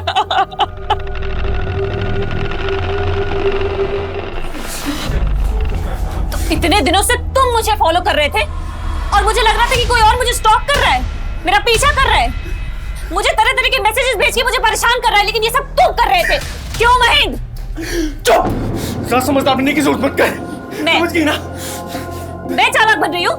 महेंद्र तुम चालाक बन रहे हो, मुझे जलील करते रहते हो तुम। ये सब तुम मुझसे छुटकारा पाने के लिए कर रहे हो ना? कर रहा था, छुटकारा पाने के लिए कर रहा था, ठीक है? लेकिन अब मैं तुझे एक बात बता रहा हूँ, मैं तुझे ना तेरे इरादों में कामयाब नहीं होने दूंगा, चाहे कुछ भी हो जाए। पेपर्स में मारना तूने, देख लूंगा तुझे मैं। निमेश और सार्थक दोनों अलग अलग कहानी सुना। लेकिन जब श्रीधर का फोन ऑन हुआ तब निमेश और सार्थक हमारे साथ थे, राजेश भी हमारी कस्टडी में था। तो फिर वो कौन होगा जिसने श्रीधर का फोन ऑन किया होगा? सर दृष्टि, शायद वो भी शामिल हो सके। सर आपको गलतफहमी हुई है, श्रीधर का फोन मेरे पास क्यों होगा? पर तुम ये तो मान रही हो ना कि तुम श्रीधर को पसंद करती थी। सर मैं पसंद करती थी श्रीधर को, लेकिन सिर्फ एज अ दोस्त, उससे मेरा अफेयर नहीं चल रहा था। लेकिन निमेश तो कह रहा है कि सार्थक तुम पे और श्रीधर पे शक करता था। सर सार्थक का मुझ पर विश्वास था, ही ट्रस्टेड मी लाइक एनीथिंग। कहीं ऐसा तो नहीं है कि ये बोल के तुम सार्थक को बचा रही हो और निवेश को फंसा? सर मैं किसी को नहीं बचा रही हूँ, मैं सिर्फ वही बोल रही हूँ जो मुझे लगता है। सर श्रीधर के कॉल रिकॉर्ड चेक किए मैंने। दृष्टि के अलावा श्रीधर की रंजीता नाम की लड़की के साथ भी काफी बातें होती थी। कौन है रंजीता? उसके अंडर काम करती थी। श्रीधर और रंजीता का कोई चक्कर, अफेयर वगैरह? अफेयर का तो कोई हिंट नहीं मिला है, बस इतना पता चला है कि श्रीधर के बाद उसकी पोस्ट की सबसे बड़ी दावेदार थी। सर श्रीधर और मैं सिर्फ कलीग्स थे, हमारा कोई अफेयर नहीं चल रहा था। कॉल रिकॉर्ड चेक किए हमने तुम्हारे। ऑफिस के बाद जब जब तुम श्रीधर को फोन करती थी, उसके बाद राठौड़ तुम्हें फोन करता था। क्या चल रहा था ये? देखो कुछ भी छिपाना मत हमसे। मालूम है हमें राठौड़ के साथ तुम्हारा होटल में आना जाना था, और जब जब तुम उसके साथ होटल में आती जाती थी उसके बाद श्रीधर को फोन करती थी। क्या खिचड़ी पकड़ी थी है? सब मैंने जो किया वो राठौड़ के कहने पे ही किया। क्या करवा रहा था राठौड़ तुमसे? सब राठौड़ ने श्रीधर के ऐप को अपना बना के प्रेजेंट किया था, इसीलिए श्रीधर उसे धमकी दे रहा था। कैसे धमकी? सब श्रीधर उससे बदला लेना चाहता था और राठौड़ मुझे यूज करना चाहता था। मतलब किस तरह से तुम्हें यूज करना चाहता था? सर वो चाहता था कि मैं ये पता लगाऊं कि राठौड़ को लेके श्रीधर के दिमाग में क्या चल रहा है, इसीलिए मैं उससे बात करती थी। श्रीधर तुम राठौड़ को इग्नोर करो, इसी में तुम्हारी भलाई है। नहीं, मैं इग्नोर नहीं करूंगा उसको, उससे बदला लूंगा मैं। और अगर तुम मेरा साथ दोगी तो तुम्हारा बदला भी बुरा हो जाएगा। देखो श्रीधर, तुम मुझे इन सब चीजों में मत घसीटो प्लीज। क्यों? उसे डर रही हो या उससे बचा रही हो तुम? मैं उस कमीने को क्यों बचाऊंगी? तुम करने क्या वाले हो? कल मिलो मुझे, मिलके बताता हूँ तुम्हें। ठीक है। मेरे ही सामने मुझे कमीना बोल रही थी? हाँ, उसे शक नहीं होना चाहिए था ना। सर मैंने अपनी मर्जी से ये सब नहीं किया है, मेरी तरह ऑफिस की कई लड़कियां राठौड़ से तंग आ गई है। जब श्रीधर राठौड़ के खिलाफ क्या करने वाला था? रंजिता वो ऐप मैंने डिजाइन की थी, प्रूफ है मेरे पास, और मैं वो सारे प्रूफ कंपनी की हाई अथॉरिटीज को जाके दिखाने वाला हूँ। तुम भी साथ चलना मेरे, और राठौड़ ने जो भी तुम्हारे साथ किया ना सब बताना वहां पर। श्रीधर अगर इससे कहीं कुछ हो गया तो? कुछ नहीं होगा रंजिता, मैं हूं ना तुम्हारे साथ। लेकिन श्रीधर को किसी से मिलने का मौका ही नहीं मिला, क्योंकि कंपनी के सारे main person out of India गए थे। और ये बात तुमने राठौड़ को बता दी? नहीं सर, मैंने राठौड़ को कुछ नहीं बताया, पता नहीं उसे कहाँ से भनक लग गई। लेकिन अगर श्रीधर ऐसा कर देता तो राठौड़ का करियर खत्म हो जाता था।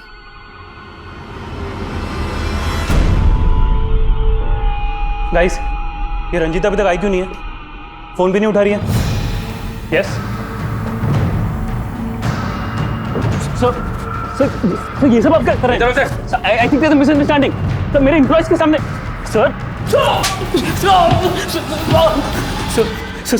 सर मानता हूँ कि मैंने श्रीधर के आपको अपना बना के प्रेजेंट किया था, लेकिन मैंने उसका मर्डर नहीं किया सर। सिर्फ श्रीधर ही नहीं, रजिता और ऑफिस की और भी लड़कियों को ब्लैकमेल कर रहा था तू। श्रीधर तेरी पोल खोलने वाला था तो खत्म कर दिया उसको। नहीं सर, सच में सर मैंने ऐसे कुछ नहीं किया सर। ऐसा नहीं उगलेगा है। कुट्टास! राजेश, निमेश, सार्थक, दृष्टि और रंजीता के बाद राठौड़ भी एक प्राइम सस्पेक्ट था, लेकिन श्रीधर का फोन बार बार ऑन करने वाला कौन होगा? फिलहाल इसका पता नहीं लग पाया था, लेकिन पुलिस को लग रहा था कि ये सब कुछ उन्हें असल मुजरिम से भटकाने की कोई चाल है। पुलिस इस केस को नतीजा देने के लिए श्रीधर से जुड़ी बारीक से बारीक बात पता कर रही थी। लाश पर मिले शॉपिंग बैग से भी कोई क्लू नहीं मिल रहा था, और यह भी पता नहीं चल पा रहा था कि वो डक्ट टेप्स किसने और कहां से खरीदी होंगी। पुलिस को हत्या का मोटिव समझ में ही नहीं आ रहा था, और इस केस की अगली जानकारी इसे और उलझा देने वाली थी। उनके बीच चाहे जितने भी हो फासले, वो मिल ही जाते हैं जो एक दूसरे का नसीब होते हैं। इसीलिए मुझसे भागो मत, करीब आ जाओ ये फासले मिटाने के लिए।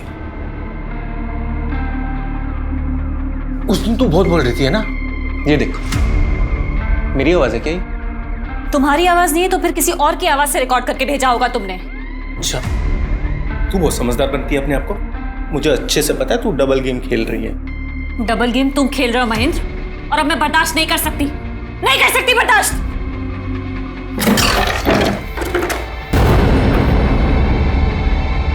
क्या है यार? देविका, देविका चाहिए ना तुम्हें मुझसे? छुटकारा चाहिए ना? हाँ तो मार दो मुझे, मारो, मार दो मुझे। हटना।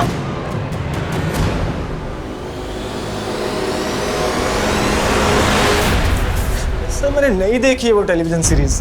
हाँ, वो सार्थक को ये फॉरेन लैंग्वेज की फिल्म देखने का बड़ा शौक है।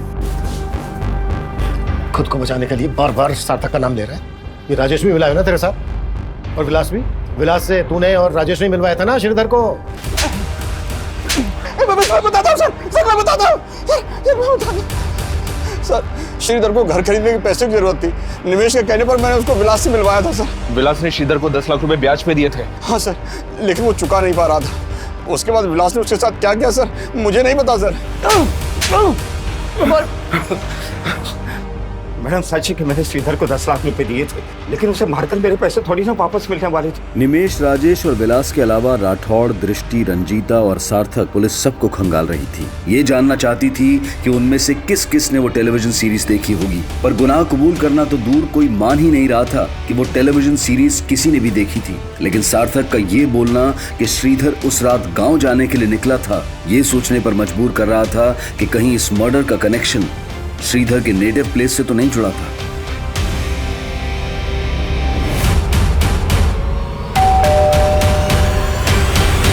श्रीधर के दोस्तों ने आपसे झूठ कहा है, तो अगर यहाँ आता तो हमें बताता जरूर। श्रीधर यहाँ 1 महीना पहले भी आया था। ये बात आपने हमसे कहाँ बताई? और जब 1 महीना पहले श्रीधर यहाँ आया था तो बहुत कुछ ऐसा हुआ था जो एक माँ होने के नाते आपको हमें बता देना चाहिए था, लेकिन आपने हमें नहीं बताया। सर आप गलत समझ रहे हैं। ठीक है, आप हमें सही समझा दीजिए। जब 1 महीना पहले श्रीधर यहाँ आया था तो क्या हुआ था?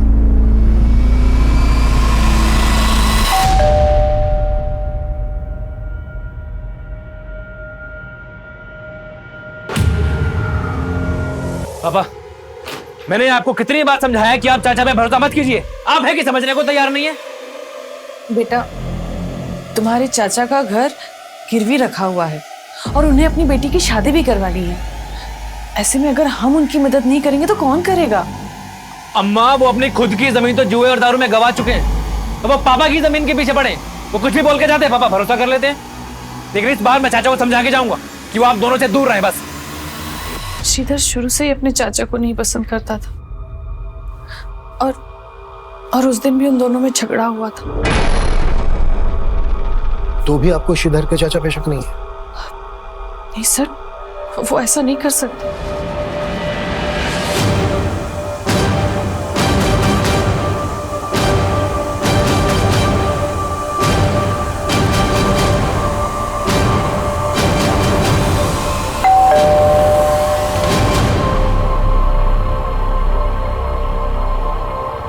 सर कैसी बात कर रहे हैं आप? श्रीधर मेरे बेटे के जैसा था। लेकिन उस वक्त तो वो आपको मारने पर भी उतारू हो गया था। चाचा जी, चाचा जी, अगर आप में थोड़ी भी शर्म बाकी है ना, तो अभी के अभी मेरे पापा के पैसे वापस कीजिए आप। हाँ तो उधार के नाम पे लिया हमने भाई साहब से, और जब होंगे तब लौटा दूंगा। चाचा जी, ये नौटंकी बंद कीजिए आप। सब जानता हूँ मैं, ऐसे मीठे बन के कितने पैसे निकल चुके हैं आप। पैसे तो वापस मैं लेकर ही जाऊंगा। श्रीधर रुक जा, श्रीधर हटिए बच्चे। सर माना श्रीधर गर्म स्वभाव का था और उसका व्यवहार मुझे भी पसंद नहीं था, लेकिन आप जैसा सोच रहे हैं वैसे मैंने कुछ नहीं किया। कौन हो सकता है वो जिसने इतना परफेक्ट मर्डर किया कि अभी तक हम कोई क्लू नहीं ढूंढ पाए? सर श्रीधर का मोबाइल फिर से ऑन हुआ है, उसी एरिया में जहाँ पहले ऑन हुआ था। वो जो कोई भी है, इस बार बचना नहीं चाहिए। सर,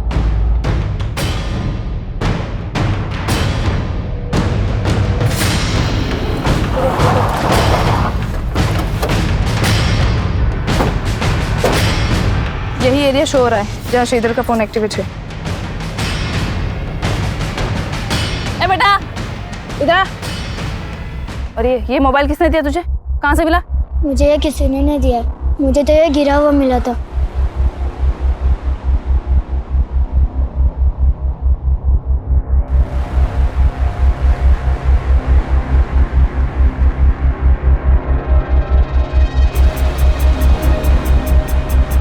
इस मोबाइल के साथ एक लैपटॉप भी वहाँ पड़ा था। घर कहाँ है तेरा? सर, जिस एरिया से उस बच्चे को श्रीधर का लैपटॉप और मोबाइल मिला था, उसी एरिया से श्रीधर की लाश मिली। हो सकता है वो बच्चा किसी के कहने पे झूठ बोल रहा हो। नहीं सर, फिलहाल ऐसा कुछ मिला नहीं, लेकिन मैं चेक कर रही हूँ। श्रीधर के लैपटॉप और मोबाइल में कुछ मिला? लैपटॉप तो चेक हो रहा है सर, लेकिन मोबाइल में कुछ मिला है। ये देखिए, मोबाइल की होम स्क्रीन पे एक लड़की का फोटो है।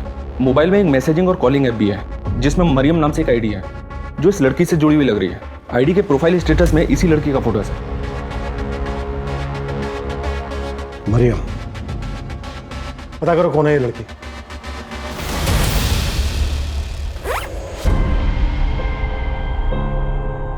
अब मेरे पीछे आने की गलती मत करना, समझे?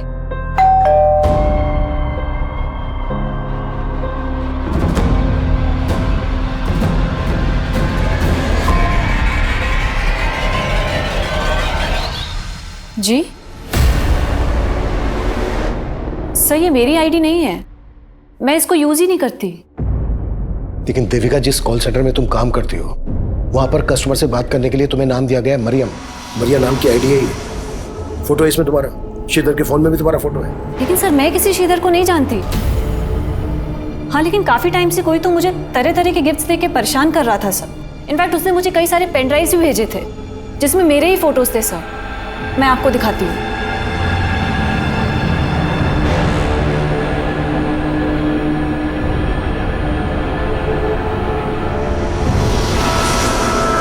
ये देखिए सर। उनके बीच चाहे जितने भी हो फासले, वो मिल ही जाते हैं जो एक दूसरे का नसीब होते हैं। इसीलिए मुझसे भागो मत। सर, मैं खुद तंग आ गई थी इस सबसे। इनफैक्ट इसी वजह से मेरे और मेरे हस्बैंड के बीच में झगड़ा हो रहा था। सर ये सही बोल रहे सर, मैं इससे काफी परेशान थी। कहीं ऐसा तो नहीं है कि ये परेशानी जड़ से हटा दी, इसी वजह से खत्म कर दिया श्रीधर? सर ऐसा कुछ नहीं है, आप गलत सोच। हाँ बोलो। सर, श्रीधर के लैपटॉप में भी कुछ मिला है। सर, श्रीधर के लैपटॉप में श्रीधर की ईमेल आईडी का पासवर्ड डिफॉल्ट सेटिंग पर था। सर, मेल आईडी पर क्लिक करते ही मेल बॉक्स ओपन हो गया। और सर, ये इस आईडी पर लगातार वो कई ऐसे मेल्स कर रहा था जो शक करने जैसे हैं। श्रीधर ने अपना लास्ट मेल इसी मेल आईडी पे किया था।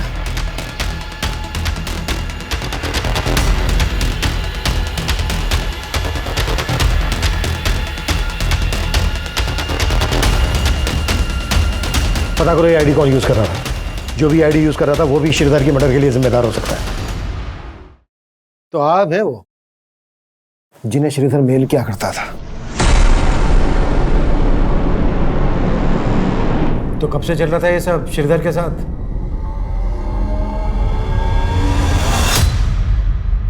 हेलो, मेरी बात श्रीधर राव से हो रही है? हाँ जी, आप कौन? सर, पीबीडी बैंक की तरफ से आपको क्रेडिट कार्ड का ऑफर है, क्या आप इंटरेस्टेड है? तो पहली बार मैंने और श्रीधर ने एक दूसरे से बात की थी। श्रीधर ने काफ़ी देर बात करने के बाद मुझे अगले दिन फिर से कॉल करने के लिए कहा। सर, कल आपसे बात हुई थी, आप क्रेडिट कार्ड लेने में इंटरेस्टेड है ना? जी, क्योंकि आपकी आवाज़ बहुत प्यारी है। क्या कहा सर? नहीं, कुछ नहीं। अच्छा, आप मुझे कल फिर फ़ोन कीजिएगा ना? अगले दिन भी हमारी काफ़ी देर तक बात हुई, फिर उसने अचानक से बोला कि ठीक है, मैं आपका ये कार्ड ले लेता हूँ, लेकिन आपको भी मेरी एक शर्त माननी पड़ेगी। कैसी शर्त सर? आपको मुझसे दोस्ती करनी पड़ेगी। सर, पहले तो मुझे बहुत अजीब लगा, लेकिन श्रीधर से बात करने के बाद मुझे उससे बात करना बहुत अच्छा लगने लगा। और उससे बात करने के लिए तुमने मरियम नाम की फेक आईडी बनाई। देविका तुम्हारे कॉल सेंटर में काम करती थी। श्रीधर से बात करने के लिए तुमने देविका के कॉलिंग नेम का इस्तेमाल किया, मरियम। सर, उससे अपनी असली पहचान से बात करने से डर रही थी मैं। मुझे बिल्कुल भी अंदाज़ा नहीं था कि हम दोनों एक दूसरे से बात करते करते इतना क्लोज आ जाएंगे, एक दूसरे को इतना समझने लगेंगे। हम दोनों एक दूसरे से हर बात शेयर करते थे। उसके बाद श्रीधर ने मुझे शादी के लिए प्रपोज कर दिया और मुझसे मिलने की जिद करने लगा। मरियम, प्लीज मना मत करो। तुम समझ नहीं सकती हो मैं तुमसे मिलने के लिए कितना बेचैन हो रहा हूँ। मैं भी तुमसे नहीं मिल सकती हूँ। मिल नहीं सकती हो तो कम से कम अपनी फोटो तो शेयर कर सकती हो। सर, मैं बाकी लड़कियों जैसी सुंदर नहीं दिखती, इसलिए मुझे डर था कि वो मुझे देखेगा तो मुझे रिजेक्ट कर देगा। इसलिए तुमने देविका के फोटो उसको भेज दिए।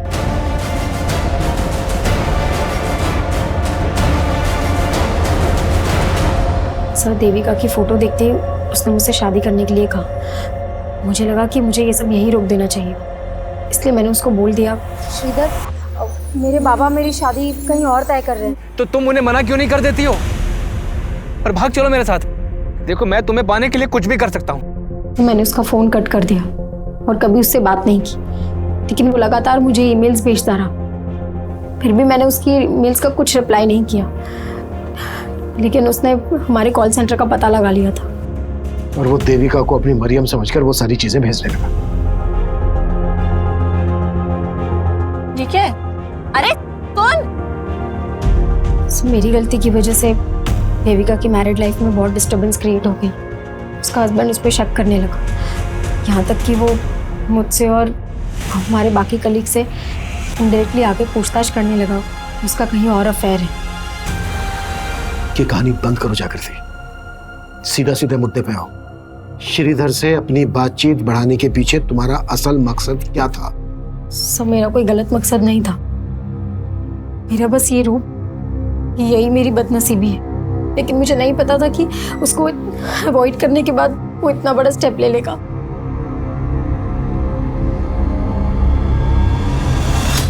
सर मैंने चेक किया लेकिन ऐसा कुछ मिला नहीं जिससे लगे कि लड़की श्रीधर से कभी मिली होगी। लेकिन सर जिस टेलीविजन सीरीज से वो क्राइम सीन इंस्पायर्ड है उसकी डीवीडी श्रीधर की रैक में मिली डीवीडीज में भी थी। श्रीधर ने अपने आखिरी मेल में उस लड़की के लिए लिखा था, अब मैं तुम्हें कभी परेशान नहीं कर पाऊंगा मरियम, खुश रहना, मैं जो करने जा रहा हूं उससे कभी तुम्हें कोई आंच नहीं आएगी। और श्रीधर के बाद के मेल पढ़ने में ऐसा लगता है कि जैसे जागृति को अवॉइड करने के बाद वो टूट गया था, डिप्रेशन में आ गया था और इसी वजह से शायद। आप कह रहे हैं सुसाइड? पॉसिबल है। सब कुछ एग्जामाइन करने के बाद तो यही लग रहा है कि श्रीधर डिप्रेशन में चला गया था। हो सकता है ये स्लीपिंग पिल्स, टेप, पॉलीबैग्स उसने खुद खरीदे हों और डिप्रेशन की वजह से वो ये कदम उठा गया। लेकिन सर अपने आप को इस तरह से मारना प्रैक्टिकली पॉसिबल है क्या?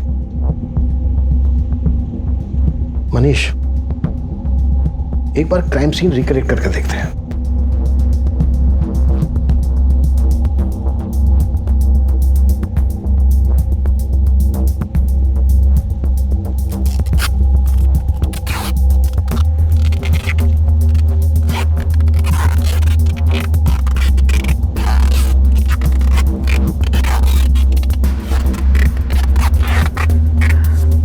नहीं सर, इससे ऊपर नहीं हो पा रहा है। ठीक है, उसका भी शायद यहीं तक था।